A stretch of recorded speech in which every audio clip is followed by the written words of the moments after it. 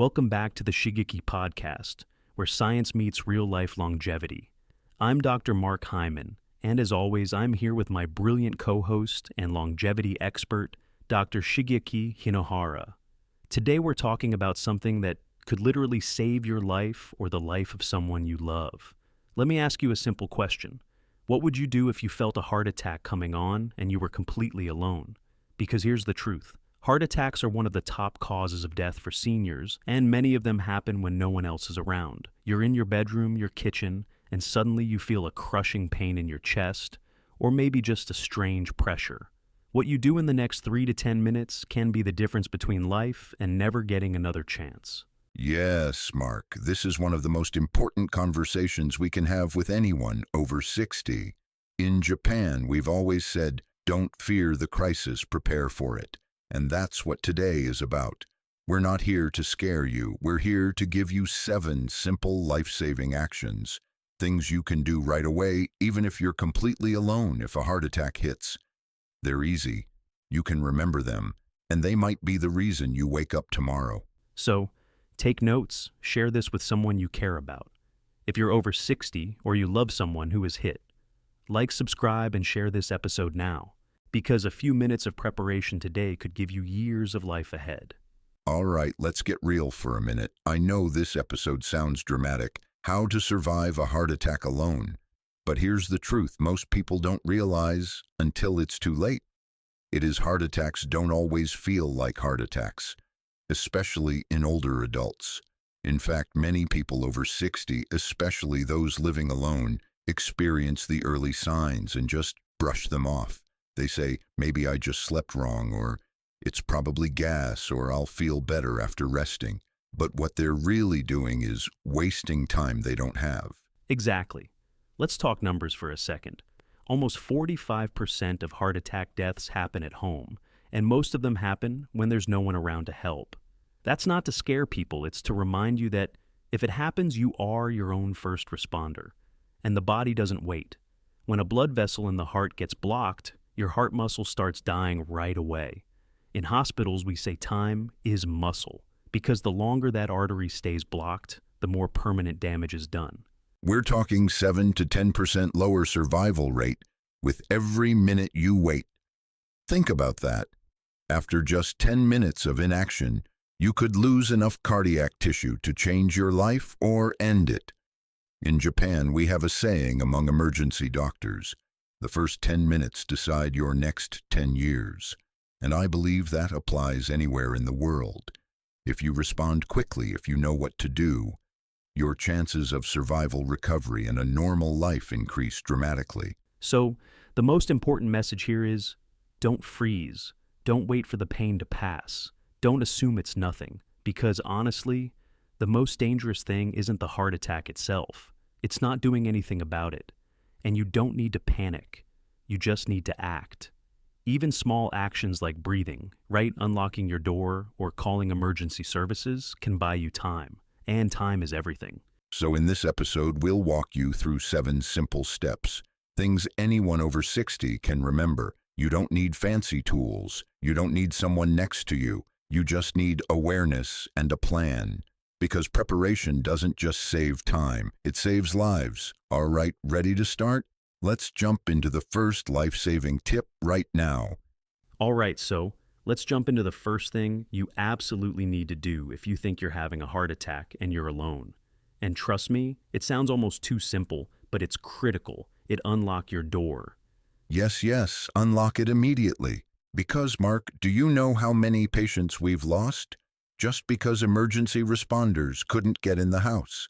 The person was still alive, maybe still conscious, but the door was locked, and by the time they broke in, it was too late. That's heartbreaking and totally preventable. I tell my older patients all the time, the very moment you feel something's wrong, even if it's just pressure in the chest or you feel lightheaded, don't wait. Walk to the door and open it. Leave it unlocked. And while you're doing that, grab your phone. You don't need to fumble with apps, just press call, put it on speaker, and keep the phone close to your mouth. Even if you get too weak to talk later, they can hear you.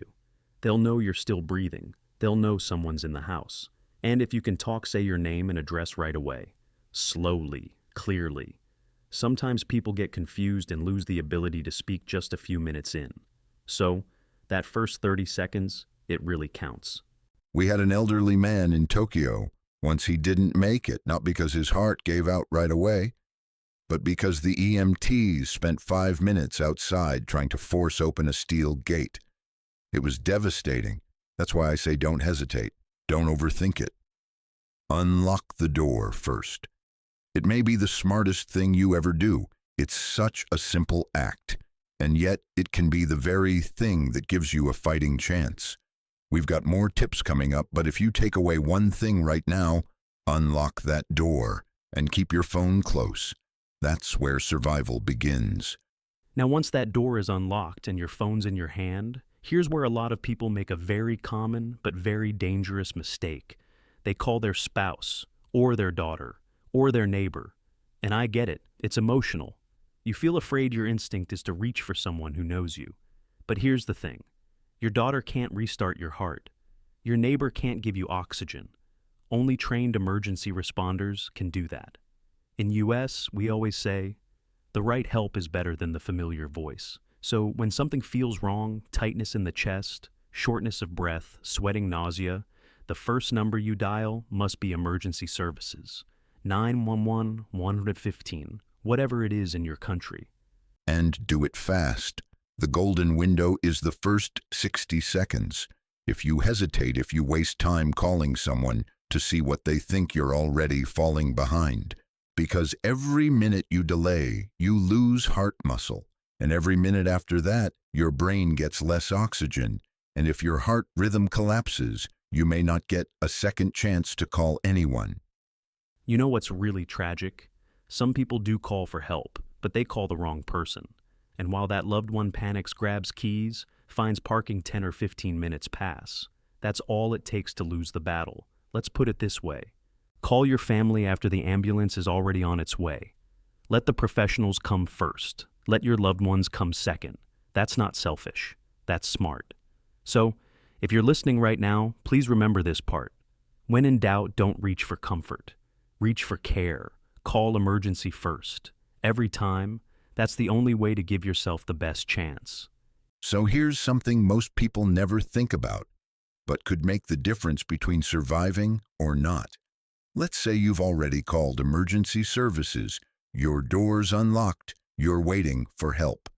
Now what, you don't just sit and hope. There's one small thing you can do next, and it's sitting right there in your medicine cabinet. And that thing is a baby aspirin, 81 million layers. But the key is you have to chew it. Don't just swallow it with water like a vitamin.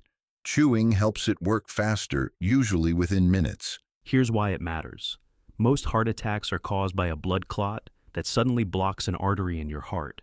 Aspirin slows down the platelets that make that clot grow. It won't fix the problem completely, but it gives you a fighting chance until the ambulance gets to you. In Japan, we often recommend keeping aspirin nearby, especially for seniors living alone. I know a man who kept one in his wallet for 15 years. One night he felt chest pain, remembered the aspirin, and chewed it while waiting for help. He survived, and he credits that little pill for buying him just enough time. One more thing is, that's powerful, so chew it slowly. Let it absorb through the mouth. And of course, if you've been told by your doctor to avoid aspirin, skip this step. But if not, it's one of the easiest, fastest ways to help your body fight back.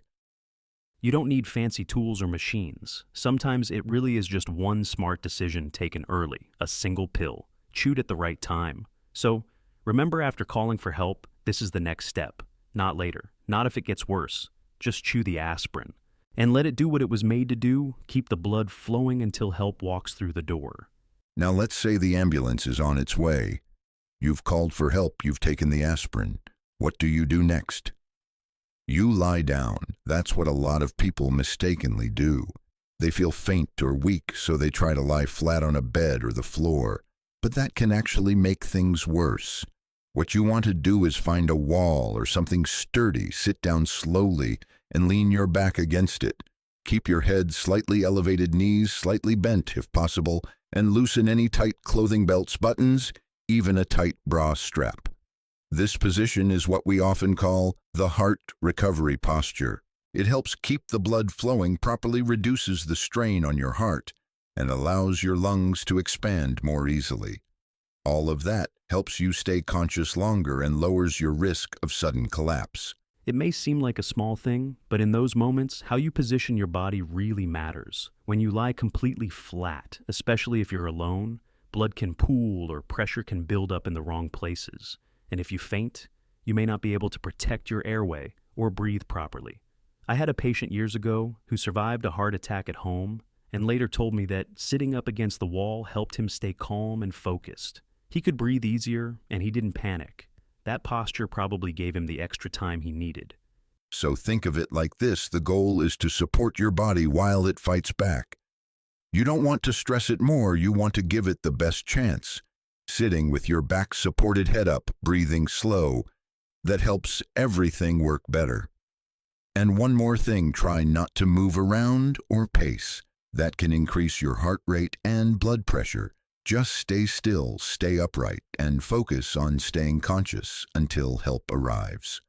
It may seem like a small thing, but in those moments, how you position your body really matters. When you lie completely flat, especially if you're alone, blood can pool or pressure can build up in the wrong places. And if you faint, you may not be able to protect your airway or breathe properly. I had a patient years ago who survived a heart attack at home and later told me that sitting up against the wall helped him stay calm and focused. He could breathe easier and he didn't panic. That posture probably gave him the extra time he needed. Let's talk about another very common and often frustrating issue for people over 50: trouble sleeping. If you have a hard time falling asleep, or if you keep waking up at 2 or 3 in the morning and can't go back to sleep, your body might be trying to tell you something. And one of the most overlooked causes is magnesium deficiency. Magnesium plays a key role in calming the central nervous system and regulating melatonin, your body's natural sleep hormone. So, once again, don't lie down flat. Don't walk it off. Just sit down, lean back, and let your body settle. That simple action could keep you alive long enough for professionals to take over. Stay upright, stay alert, and stay with us. We've still got more life-saving steps ahead. All right, let's talk about something most people overlook in an emergency: your breath. Yes, because in that moment when your chest feels tight, your heart's racing, maybe your hands are tingling, it's so easy to panic. And when you panic, what's the first thing to go out of control? Your breathing. Exactly. You start breathing fast, shallow, maybe even holding your breath without realizing it. And all of that makes things worse. You feel dizzy, more anxious, maybe even close to fainting. So, here's the life-saving tip: slow down your breath consciously. Aim for about 4 to 6 breaths per minute. That means each inhale and exhale together takes about 10 to 15 seconds. Now, that might sound slow, but your body will thank you. Deep breathing like that brings more oxygen into your blood, helps stabilize your nervous system, and most importantly, it lowers your heart rate without needing medication. In Japan, we call this the rescue breath. Just placing one hand on your belly, the other on your chest, and making sure your stomach rises more than your chest. When you inhale, that's how you know you're breathing with your diaphragm, not your shoulders. And the timing of this matters. Don't wait until you're gasping or your vision starts to blur. Start slow breathing the moment you feel something's wrong. Chest tightness, anxiety, lightheadedness, that's your signal. I always tell patients that the breath is the only system in your body that you can consciously control during a crisis. You can't slow your own heartbeat just by thinking about it, but you can slow your breath. And that sends a powerful message to your brain. We're okay. Stay calm. And staying conscious, staying alert, can buy you more time, more oxygen, and make you easier to treat when emergency services arrive. Because once you pass out, it becomes a whole different game. So when in doubt, go back to the breath. Breathe in slowly for 4, 5, 6 seconds. Hold for a beat. Then exhale even slower, over and over. That rhythm is your anchor. Stay with your breath. Stay with us. More life-saving tips are coming next. Now, this next tip might surprise a lot of people because it's not something most of us are ever taught. but it's a technique that could keep your heart beating just long enough to survive a cardiac event if you're all alone. We call it cough CPR. And let me be clear that it's not a replacement for real CPR. It's not something you use once your heart has completely stopped. But in that window when you feel like your heart is skipping, beats fluttering, or you're about to black out, this can help stabilize you. Here's how it works. If you suddenly feel dizzy, like your vision's going dark, or your heart feels irregular and you're alone, start coughing. Hard, deep, every 2 seconds. Think of it like a deep breath followed by a strong, sharp cough over and over. What that does is it creates a kind of internal chest compression. Each strong cough squeezes the chest cavity, and that helps push blood back to the brain and through the heart. It's like manually forcing circulation to continue buying you extra time while waiting for help. I had a patient years ago, a retired firefighter actually, who was at home when he felt something strange in his chest. He knew what was coming. He started coughing hard just like he was trained. That gave him enough time to stay conscious until the ambulance arrived. He later said, "It wasn't comfortable, but it kept me alive." It's important to say this is only useful if you're still awake, but feel yourself about to faint or your heart rhythm becomes unstable. Once you're unconscious, it's too late for cough CPR, and also this should only be used as a temporary measure. You still need to call emergency services right away. But if you're on the phone, help is coming, and you feel like you're fading, start coughing with intent.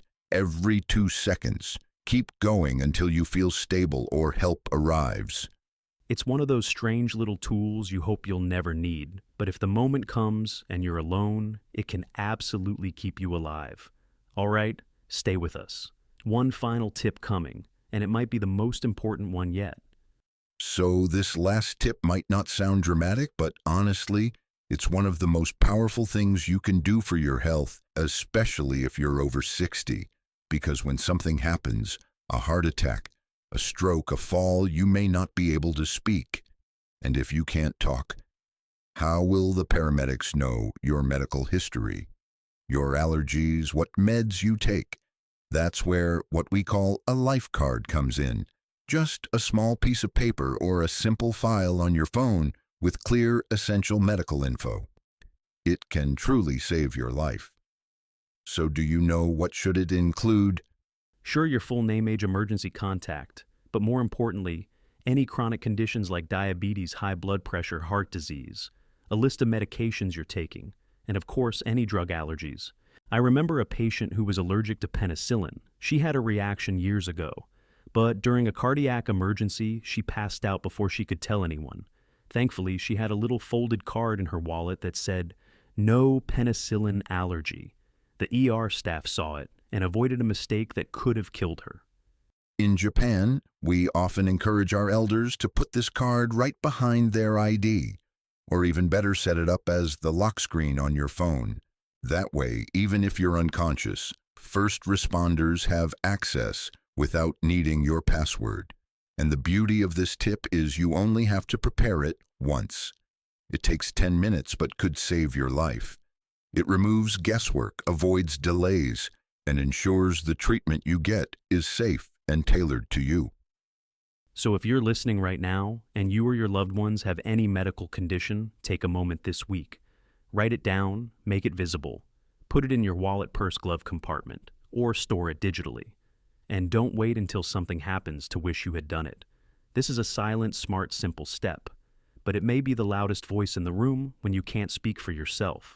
The body speaks in symptoms, but your life card speaks in facts. Make sure it's ready just in case. That's our 7th and final tip.